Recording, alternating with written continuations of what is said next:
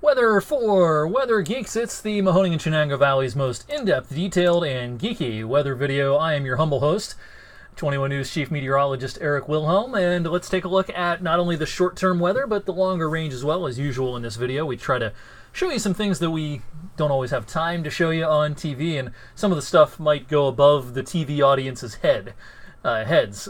If you're watching this video, chances are that you're a little more science-oriented, or you really like weather, or perhaps, you work in a field that you require more weather information than you're going to get on your app or on the local TV weathercast. If you work outdoors, the weather's very important, especially at this time of the year. Quick review of today. 63 was the forecast today, 63 was the high, so a nice zero error day today. That was the good news. The bad news is it was 63 in June. It was, it's pretty cool for this time of the year. We're gonna have one more of these days coming up for tomorrow before the pattern starts to turn, and it'll actually turn in a pretty big hurry at the end of this week and into the weekend.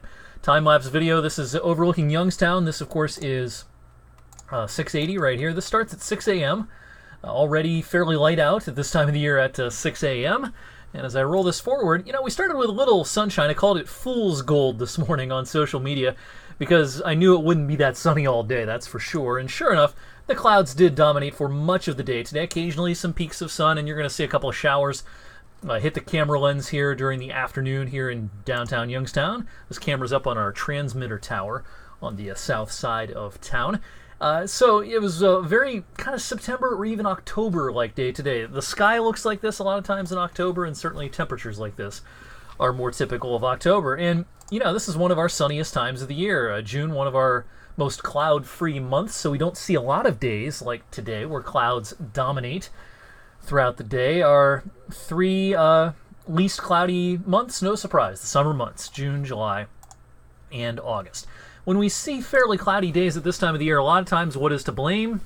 An upper-level low-pressure system, which is meandering through parts of the region, and you can plainly see that here. This thing's spinning at 18,000 feet, just kind of hanging out across New England. There was some thunder and lightning underneath this in parts of Pennsylvania and New York State earlier on. We had no thunder and lightning here, just a couple of random showers and sprinkles here and there throughout the day. Quick nationwide look this evening. Severe thunderstorm watch parts of New Mexico, including the Albuquerque area. It's been an unsettled day along the Gulf Coast, including much of Florida today. The Sunshine State not exactly living up to its name, especially in the southern half of the state, down towards West Palm Beach, Miami, Fort Lauderdale. Orlando is doing okay today for anyone at Disney World. Back here at home, big picture for tomorrow. 15 hours and 4 minutes of daylight.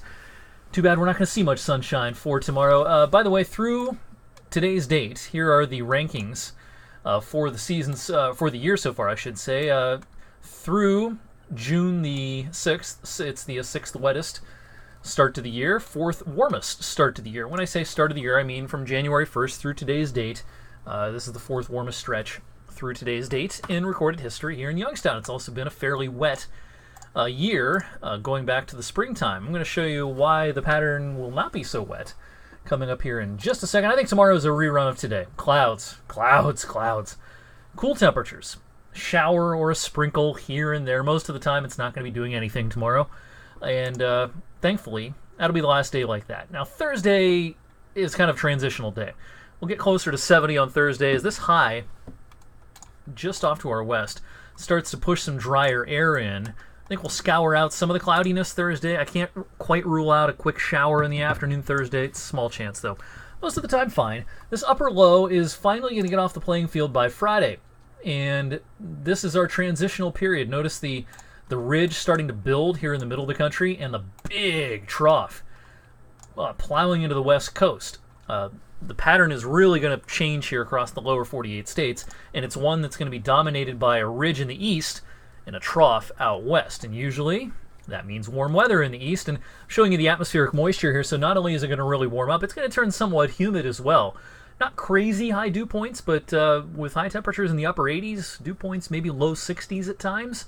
We're going to be talking heat index values into the 90s by the end of the weekend and early next week. This somewhat soupy air moves overhead. Now, we don't have a 90 in the forecast, but got an 89 for a couple of days, Monday and Tuesday. Already turning very warm by Sunday afternoon as well. So it's a straight climb upwards over the next 7 days.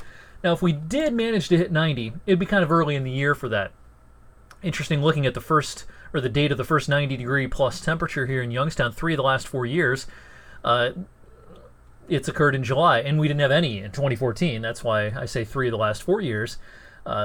We had our first 90-degree temperature in May in 2012 and 2011. It's actually been since 2009 since our first 90-degree temperature has occurred in the month of June. That's kind of a weird stat. You would think it would occur much of the time in June. In fact, the 30-year average is in June. It's just over the last 10 years, we've seen some July dates, some May dates, and only a couple of June dates in 2008 and 2009. But June 25th is our 30-year average. The pattern over the next 7 days, not very wet, though. Shower or a sprinkle tomorrow, maybe a passing shower, small chance, like a 20% chance, Thursday, Friday, and Saturday. I can't rule something out Saturday, but overall, our rainfall amounts through the next week, fairly meager here. So everything's lush and green, and we've had plenty of rain. And we're not going to go into a drought because of what happens over the next week, but the next week is looking drier overall than much of the last month to even 2 months. So, if you've been mowing your grass every 4 days, you may start to get a little more of a break coming up with this pattern over the next week or so. What about the temperatures? Let's look at a couple of our longer range models real quick here. When this warm pattern comes in at the end of the weekend and into early next week, it's got some staying power for at least a handful of days. Here's the temperature anomalies on the GFS Ensemble model as we head towards mid-month. Here's the 11th through the 16th. Looks pretty warm east of the Rockies. We'll skip ahead here to the 14th through the 19th. Not much has changed on this modeling. And as we look ahead to the really long range, 2 weeks plus here, not much of a sign that the cool-ish pattern that we've had for May and early June will come back. So I think our summer pattern's really going to start locking in here. We're going to get sustained summer weather for a while at least. European model looks pretty similar here with a lot of orange colors out through the next week to 10 days. And even in the longer range, you don't see many signals here for unusually cool mid to late June weather. So I have lower confidence as usual in the real long range, what happens in the last week to 10 days of June.